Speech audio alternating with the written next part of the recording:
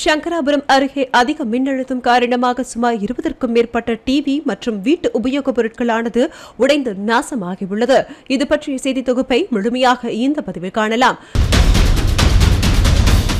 கள்ளக்குறிச்சி மாவட்டம் சங்கராபுரம் அருகே இருக்கக்கூடிய மயிலாம்பாறை கிராமத்தில் 100க்கும் மேற்பட்ட குடும்பத்தினர் வசித்து வருகின்றனர். இந்த பகுதியில் அதிக மின்னழுத்தம் காரணமாக வீடுகளில் இயங்கிக் கொண்டிருந்த சுமார் 20க்கும் மேற்பட்ட டிவி, மின்விசிறி, குளிர்சாதன பெட்டி, மெடிக்கலில் இருந்த கம்ப்யூட்டர், ஜெராக்ஸ் கடையில் இருந்த ஜெராக்ஸ் மிஷின் உள்ளிட்ட மின்சாதன பொருட்கள் உள்பாகங்களும் சேர்ந்து எரிந்து முற்றிலுமாக சேதமடைந்துள்ளது.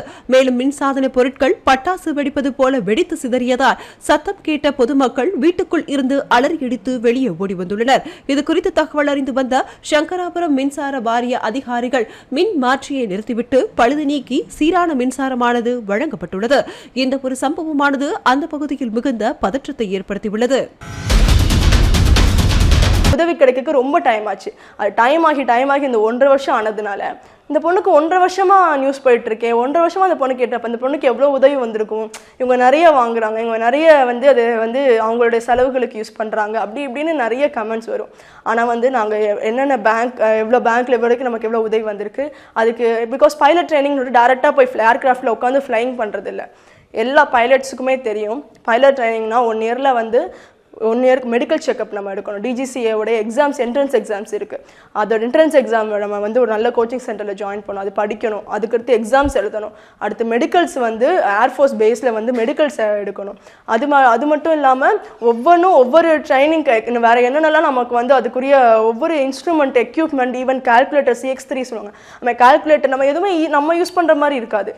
ஒவ்வொரு எக்யூப்மெண்ட்டும் காஸ்ட்லி, ஒவ்வொன்றும் காஸ்ட்லி. அப்போ நம்ம வர எல்லா உதவியும் நமக்கு டேரெக்டாக அதுக்கு தான் போடுறோம் அப்படின்னு இல்லை. அந்த மாதிரி ஒவ்வொன்றையும் நாங்கள் பார்த்து பண்ணி அதுக்கான ரெசிப்ட்டும் ஃபாலோ பண்ணுவோம். பேங்க் ஸ்டேட்மெண்ட்ஸும் டீம்ஸ்லாம் கேட்பாங்கன்னா அவங்களுக்கு சென்ட் பண்ணி ப்ரொவைட் பண்ணி இது பண்ணுவோம். ஸோ இதில் எந்த அளவுக்கு ஜென்யூன்னஸ் நம்மளால் இது பண்ண முடியுமோ அந்தளவுக்கு ஃபுல் அண்ட் ஃபுல் காத்து இது பண்ணுவோம். ஆனாலும் நமக்கு நெகட்டிவ் கமெண்ட்ஸ் வரும். 4 இயர்ஸ் கோர்ஸ் முடிக்கிறீங்க, 92.5% எடுத்துருக்கீங்க. அதுக்கடுத்து என்ன பண்ணீங்க? நான் ஃபைனல் இயர் பண்ணிட்டு இருக்கிறப்ப தான் இங்கே நமக்கு பிரைம் மினிஸ்டர் அனௌன்ஸ்மெண்ட் பண்ணுறாங்க. அந்த இது அப்போ என்ன சொல்கிறாங்கன்னா, ஃபஸ்ட் டைம் அது வரைக்கும் நம்ம சேட்டலைட்ஸ் தானே இந்தியா அனுப்பிட்டு இருந்தாங்க. ஃபஸ்ட் டைம் ஹியூமன்ஸை ஸ்பேஸ்க்கு அனுப்புறதுக்கான முயற்சி இனிமேல் ஆரம்பிக்க போகிறோம். நம்மளும் நம்ம இந்தியர்களை விண்வெளிக்கு அனுப்புவோம் அப்படின்ற மாதிரி சொன்னோன்னே எனக்கு ரொம்ப சந்தோஷம். ஏன்னா என்னுடைய கனவே அதுதான் அப்படின்றப்போ, ஏன்னா இதெல்லாம் ஒரு 10 வருஷத்துக்கு முன்னாடி நான் இந்த ஜேர்னியை ஸ்டார்ட் பண்ணுறப்பெல்லாம் இதெல்லாம் எங்கே நடக்க போகுது அப்படின்னு சிலர் சொல்லிட்டு இருந்தாங்க. இப்போ அது நடக்க போகுது அப்படின்றது கவர்மெண்ட்டில் அஃபிஷியலாக அந்த கன்ஃபர்மேஷன் எனக்கு கிடைச்ச உடனே அப்போ வெறும் எஜுகேஷன் மட்டும் நமக்கு போதாது, நிறைய ட்ரைனிங்ஸ் இருக்குது. முக்கியமாக ஒரு விண்வெளி வீரர் ஸ்பேஸ்க்கு போகணும்னா அவங்க PhD கூட படிச்சிருக்கலாம், எம்ஃபில் முடிச்சுக்க என்னன்னாலும் படிச்சிருந்தாலும் அவங்க ஃபிசிக்கல் அவங்களுக்கு சப்போர்ட் பண்ணலைன்னா அவங்களால சர்வை பண்ண முடியாது. ராக்கெட்டில் ஜிஃபோர்ஸ், அந்த ஜிஃபோர்ஸோட லெவலை நம்மளால் நம்ம பாடி அது நடுவிலே ஹைபாக்சி ஆகாமல் நமக்கு பிரெயினில் பிளட் சர்க்குலேட் ஆகி நம்ம அந்த ஜிஃபோர்ஸோடைய இதோடைய ஃபோர்ஸை நம்ம சஸ்டெயின் பண்ணி ஓவர் கம் பண்ணி மேலே போய் அதே மாதிரி, ஏன்னா எர்த்து தான் நம்ம வாழ்கிறதுக்கு ஏற்ற மாதிரி ஒரு பிளேஸ். ஸ்பேஸ் கம்ப்ளீட்டாக டிஃப்ரெண்ட். ப்ரெஷரில் இருந்து கிராவிட்டி இருக்காது, அது தொடங்கி நம்முடைய ஹார்ட்டு, நம்முடைய போன் சிஸ்டம் எல்லாமே வித்தியாசமாக அங்கே இயங்கும். அப்படி இருக்கிறப்போ டைம் பெர்செப்ஷன்ஸ் எல்லாமே இருக்கும். அதுலேயும் அந்த நமக்கு இருக்கிற ஃபிசிக்கல் கண்டிஷன் அங்கே கரெக்டாக இருக்கணும். அப்படி எல்லா செலெக்ஷன்லேயுமே யார் ஃபைனலிஸ்ட்டாக குவாலிஃபை ஆகுறாங்களோ அவங்கள தான் சென்ட் பண்ணுவாங்க. ரொம்ப ஃபில்டர் பண்ணி தான் அதில் சூஸ் பண்ணுவாங்க. ஸோ அப்போ அதுக்கான ட்ரைனிங்ஸ் எங்கே எடுக்கலாம் அப்படின்னு சொல்லிட்டு சர்ச் பண்ணுறப்ப தான் போலண்டில் இருக்கிற அனலாக் ஆஸ்ட்ரோனாட் ட்ரைனிங் சென்டர் எனக்கு தெரிய வந்தது. அது போலண்ட் கிராக்கோவில் இருக்குது. ஃபஸ்ட் டைம் அந்த சென்டரோட அந்த நாட்டோடைய police military institute of aviation medicine இராணுவ மருத்துவ அகாடமி, போலந்து நாட்டோட இராணுவ மருத்துவ அகாடமி டைப் பண்ணியிருந்தாங்க. ஃபஸ்ட் டைம் இது நடக்குது. ஸோ எனக்கு இந்த இன்ஃபர்மேஷன்ஸ் தெரிஞ்ச உடனே அவங்க சொல்கிறாங்க ஹை லெவல் மெடிக்கல் செக்அப் நீங்கள் ஏர்ஃபோர்ஸ் பேஸில் கண்டக்ட் பண்ணியிருக்கணும் அப்படின்னாங்க. அதுக்கப்புறம் அது ஓரியன்டட் எக்ஸாமினேஷன்ஸ் எங்களுக்கு கண்டக்ட் பண்ணாங்க. நான் அங்கே யுக்ரைனில் படிச்சுட்டு இருக்கேன் ஃபைனல் இயர்க்காக. எனக்கு என்ன ஒரு 2 மாதத்தில் இது முடிக்க போகிறேன். அதுக்கு நடுவில் இந்த இது வந்த உடனே ஒரு சைடு ஃபைனல் இயர் ப்ராஜெக்ட்ஸ் எனக்கு போயிட்டு இருக்கு, அது நான் பண்ணிட்டு இருக்கிறேன். இன்னொரு சைடு இந்த இதோட மெடிக்கல் சர்டிஃபிகேட் யுக்ரைனில் கீவ், அதோட கேபிட்டல், அங்கே ஏர்ஃபோர்ஸ் பேஸ் இருக்குது, அதோட மெடிசன் சென்டர் இருக்குது. அங்கே அவங்களுடைய ஹையர் அஃபிஷியல்ஸ்ட்டை காண்டாக்ட் பண்ணி அங்கே ஏன்னா நார்மலாக பைலட்ஸ் அங்கே இருக்கிற கேடட்ஸ்க்கு தான் தருவாங்க, மெடிக்கல் ரிசல்ட்ஸ் தருவாங்க, சர்டிஃபிகேட்ஸ் ப்ரொவைட் பண்ணுவாங்க. ஃபுல் நமக்கு 8 ஹவர்ஸ் மெடிக்கல் நடக்கும். காலையில் 8 o'clock ஸ்டார்ட் பண்ண மெடிக்கல் செக்அப் எனக்கு ஈவினிங் 4 o'clock வரைக்கும் நடக்கும். இன்ச் பை இன்ச் நம்ம பாடியில் இருக்கிற எல்லா பார்ட்ஸையும் டெஸ்ட் பண்ணுவாங்க. ஐ டெஸ்ட் பண்ணுவாங்க, இயர் டெஸ்ட் பண்ணுவாங்க, ஃபிங்கர்ஸ் டெஸ்ட் பண்ணுவாங்க, ஈவன் மென்டல் ட்ரைனிங் இருக்கும். 1 hour நமக்கு வந்து சிஸ்டமில் மேத்தமேட்டிக்ஸ் ஓரியன்டான ஒரு சாஃப்ட்வேர் வச்சுருப்பாங்க. அதில் ஃபுல்லாக நம்ம கிளியர் பண்ணுறோமான்னு செக் பண்ணுவாங்க. அது ஒரு டீத், அதுக்கடுத்து சின்ன சின்ன நம்ம ஹேரு, அந்த மாதிரி எல்லா இதையும் எல்லாமே கரெக்டாக, பிகாஸ் ஒரு சின்ன மிஸ்டேக் இருந்தால் கூட நமக்கு அந்த ஃபிட் கிடைக்காது அந்த சர்டிஃபிகேட். பிகாஸ் அது அந்த சர்டிஃபிகேட் வந்து 2 years வேலிடிட்டிக்கு தருவாங்க. ஸோ அதனால் ஃபுல் அண்ட் ஃபுல் அந்த 8 hours கண்டினியூஸ் செக்அப் அது முடிச்சு எனக்கு அந்த சர்டிஃபிகேட் எனக்கு கிடைச்சது. அதுக்கப்புறம் எழுத வேண்டிய எக்ஸாம்ஸ் ஆன்லைனில் கண்டக்ட் பண்ண வேண்டியது எல்லாத்துலேயும் நான் வந்து சப்மிட் பண்ணேன்.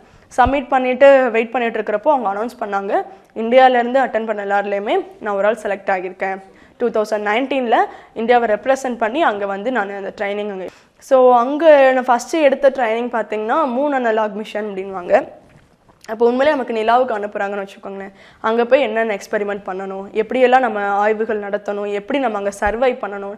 மூணுக்கு போனால் அங்கே ஒரு டைம் இருக்குல்ல சார், லூனா டைம்னுவாங்க. அந்த லூனா டைம் தான் எங்களுக்கு உள்ளே வச்சுருப்பாங்க. ஆக்சுவலி இது ஒரு சின்ன ஹேபிடேட் ஒரு பிளேஸில் சூரிய ஒளி கூட உள்ளே வராது. அதாவது உள்ளே இருக்கிற நமக்கு வெளியில் பகலா நைட்டா என்ன நடக்குதுன்னு எதுவுமே தெரியாது. உண்மையிலே ஒரு மூணுக்கு போன மாதிரி நம்மளை செட் பண்ணிடுவாங்க. நம்மளை வந்து MCC மூலமாக தான் நம்ம வந்து எதுவுமே காண்டாக்ட் பண்ண முடியும். ஸோ இந்த மாதிரி காலையில் எத்தனை மணிக்கு எழுந்திருக்கிறது, என்ன பிரேக்ஃபாஸ்ட் நம்ம சாப்பிடணும், என்ன நம்ம எக்ஸ்பெரிமெண்ட்ஸ் ஒரு நாளைக்கு பண்ணணும், எவ்வளோ நேரம் எக்ஸசைஸ் பண்ணணும், எவ்வளோ நேரம் மெடிடேஷன் பண்ணணும், எவ்வளோ நேரம் வந்து நம்ம அதுக்கடுத்து எக்ஸ்பெரிமெண்ட் ரிசல்ட் சப்மிட் பண்ணணும். அந்த மாதிரி ஒவ்வொன்றுக்கும் நமக்கு காலையில் எழுந்தோடனே ஷெட்யூல் நமக்கு வந்திருக்கும், நம்முடைய சாஃப்ட்வேரில் வந்திருக்கும். ஸோ அதில் நம்ம பார்த்து அதை ஃபாலோ பண்ணணும். காலையில் எழுந்திலேருந்து என்ன நம்ம நைட்டு தூங்குறதுக்கு முன்னாடி 1/2 hour என்ன ஒர்க் இருக்குன்னா, இன்றைக்கி காலையிலேருந்து நான் என்னென்ன பண்ணேன் அதில் நான் வந்து அப்டேட் பண்ணணும். எவ்வளோ லிட்டர் தண்ணி குடித்தேன் அப்டேட் பண்ணணும். எவ்வளோ வந்து யூரின் வந்து அவுட்லெட்டாக இருக்குது அப்டேட் பண்ணணும். யூரினுடைய pH லெவல் எவ்வளோ நாங்கள் அப்டேட் பண்ணணும்.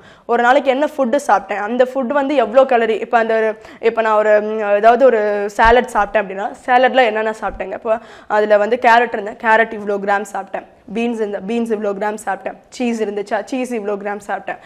பர்டிகுலராக we have to mention everything.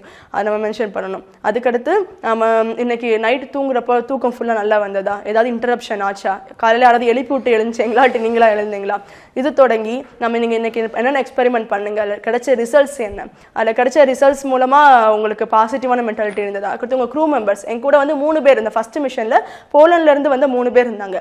Actually இந்த 10 ட்ரைனிங் எடுத்த ஒரே கேண்டிடேட் நான் தான் சார். இவங்க வந்து ஒரு எக்ஸ்பீரியன்ஸ்க்காக வந்தாங்க, வந்து அந்த ட்ரைனிங் முடிய கிளம்புனாங்க. அந்த 3 பேர் கூட என்னுடைய மென்டாலிட்டி எப்படி இருந்தது, எப்படி நாங்கள் தனித்தனியாக எங்களுடைய இதில் சாஃப்ட்வேர் நாங்கள் அப்டேட் பண்ணணும்.